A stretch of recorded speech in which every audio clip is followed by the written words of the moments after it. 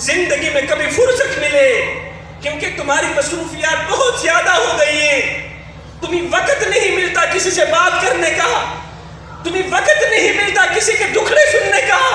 فرمایا زندگی میں کبھی فرصت ملے تو اپنے بوڑھے والدین کے ساتھ بیٹھ جایا کرو، ان سے ان کا حال چال پوچھ لیا کرو، اس لیے کہ قیامت کے دن بوڑھے والدین کے ساتھ گزرا وقت تمہاری بخشش کا ذریعہ بن جائے۔ اللہ اکبر۔ شاہ جی کس کس کا رونا رویا جائے؟ اللہ اکبر۔ قبلہ دعا کرو اللہ تعالی ہمیں بوڑھے والدین کی خدمت کرنے کی توفیق عطا فرمائے۔ وہ بوڑھا باپ جس نے اپنی بوڑھی کمر پہ بوریاں لاد لاد کے دن رات ایک کر کے اوور ٹائم لگا کے چھوٹے بچے کو جوان کیا، آج وہ بڑا ہی کیا ہوا، آج غربت کے تانے دینے لگا۔ او بڈھے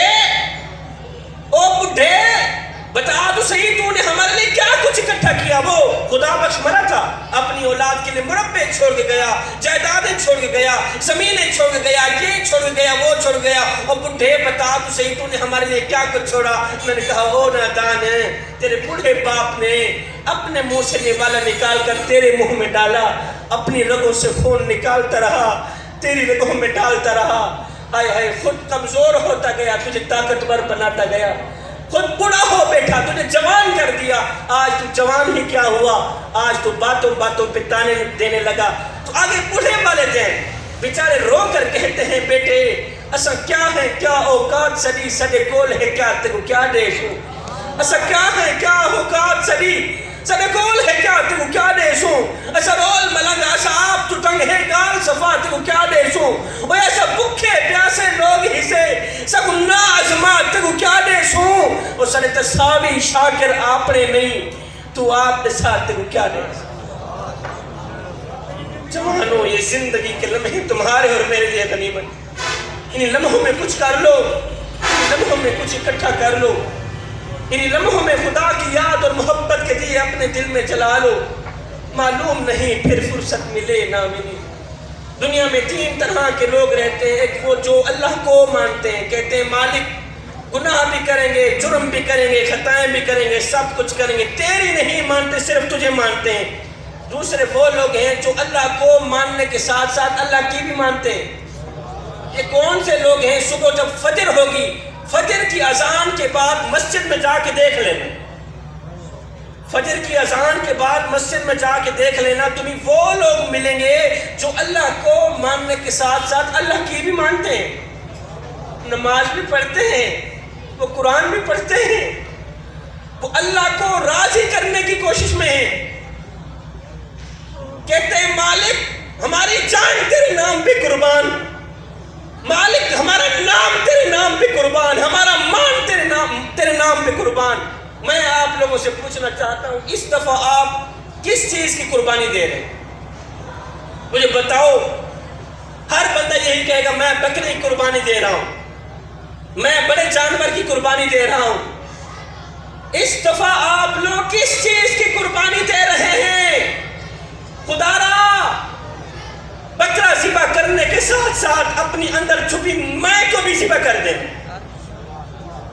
آج جوڑ کے عرضی کر رہا ہوں بھائیو، جانور ذبح کرنے کے ساتھ ساتھ اپنے اندر چھپے تکبر کو بھی ذبح کر دیں۔ جانور ذبح کرنے کے ساتھ ساتھ جو تم نے اپنی بہنوں کا حق مارا ہوا ہے ان کا حق وقت پہ ان کو دینا۔ جانور ذبح کرنے کے ساتھ ساتھ جو تم نے اپنے والدین کو ناراض کیا ہوا ہے، والدین کو راضی کر لینا، ماں کو راضی کر لینا۔ تمہارے اندر یہ جو نفرتیں ہیں، تمہارے اندر یہ جو کدورتیں ہیں، ان نفرتوں کو بھی جڑ سے ختم کر دینا، ان کدورتوں کو بھی جڑ سے ختم کر دینا، تاکہ اللہ تعالیٰ تمہاری قربانی قبول فرمائے۔ حضرت سیدنا ابراہیم علیہ السلام نے اپنے لخت جگر نور نظر حضرت اسماعیل علیہ السلام کی گردن پہ چھرا پھیر کے قیامت تک کے آنے والے والدین کو سبق دیا کہ جب اللہ کا حکم آ جائے پھر مال کیا، دولت کیا، اپنے سب کچھ اللہ کے نام پہ قربان کر دیں۔ یہ زندگی کے لمحے تمہارے لیے غنیمت ہے، انہی لمحوں میں اللہ کو منا لو۔ ہاتھ چھوڑ کے عرض کرا، مالک بلال کے سر پہ کوڑے مارتا ہے، حضرت بلال کا جو مالک تھا نا سے وہ بڑا ہی ظالم تھا. حضرت بلال رضی اللہ تعالی عنہ کا جو آقا تھا، مالک تھا، وہ بڑا ہی ظالم تھا. وہ حضرت بلال کے اوپر طرح کے ظلم ڈھاتا تھا. حضرت بلال پر ظلم کیا کرتا تھا. ایک دن یہ ظالم آقا بلال کو مار رہا تھا. اوپر سے پتھروں کی بارش برسا رہا ہے، نیچے میرے سونے محمد کا بلال مسکرا رہا ہے. کسی نے گزرتے ہوئے دیکھا، پوچھ ہی لیا، بلال میاں عجیب کہانی ہے تیری، عجیب تماشا ہے تیرا. جب مظلوم پر ظلم کیا جاتا ہے تو مظلوم آگے روتا بھی ہے. یار تو کس طرح کا مظلوم ہے، تو آگے سے مسکرا رہا ہے. بلال تیری بھی عجیب کہانی ہے، تیرا بھی عجیب منظر ہے. تیرے ظالم آقا تجھے مار رہا ہے، تو بجائے رونے کے آگے مسکرا رہا ہے. وجہ ہی کیا ہے؟ اب بلال نے وجہ بیان کی.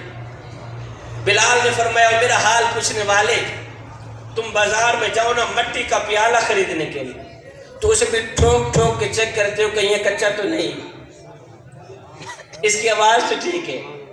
یار پیالہ لینا ہے، پیسے دینے ہیں، پیالہ لینا ہے، ٹھوک ٹھوک کے چیک کرتے ہو کہیں یہ کچا تو نہیں ہے، اس کی آواز تو ٹھیک ہے.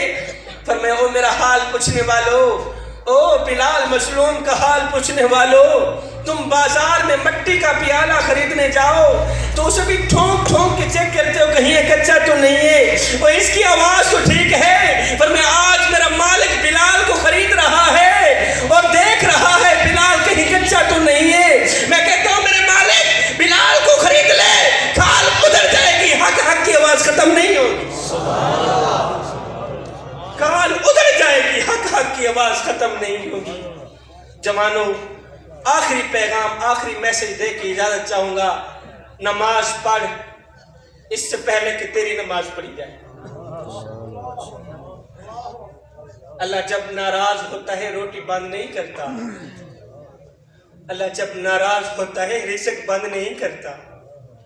اللہ جب ناراض ہوتا ہے سورج کو حکم نہیں دیتا کہ فلاں شخص میرا نافرمان ہے، تیری کرنیں اس کے آنگن میں نہیں جانی چاہیے. نہ بندے نہ. اللہ جب ناراض ہوتا ہے تو سجدوں کی توفیق چھین لیتا ہے. اللہ جب ناراض ہوتا ہے تو یہ من اجڑ جاتا ہے، دل کی دنیا ویران ہو جاتی ہے. سید کو اتنا تو بتا دو، جس بندے کا من بھی اجڑ جائے اس کے پلے رہتا ہی کیا ہے.